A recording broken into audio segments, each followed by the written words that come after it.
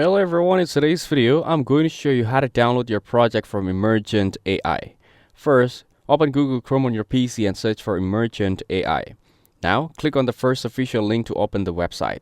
Here, click on Continue with Google to log in, select your Google account and complete the sign-in process. Once you are inside the dashboard, scroll down to the Recent Tasks section.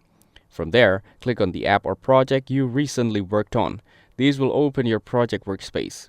Now, click on Wake Up the Agent. This activates your project environment so you can access and manage it. As you can see, it will show a loading status while the agent is waking up. Wait until the process fully completes. Once done, check the App Preview section to make sure your project is running properly. You can test basic features here to confirm everything is working. From the left side panel, you will see a prompt box. Here, you can type command like deploy app or prepare project for download. After typing your command, click send. The system will process your request and prepare the project files. Once the process is complete, you should see options related to deployment or downloading your project files. From there, follow the on-screen instructions to download your project to your computer. That's it. Thanks for watching. Don't forget to like and subscribe for more videos.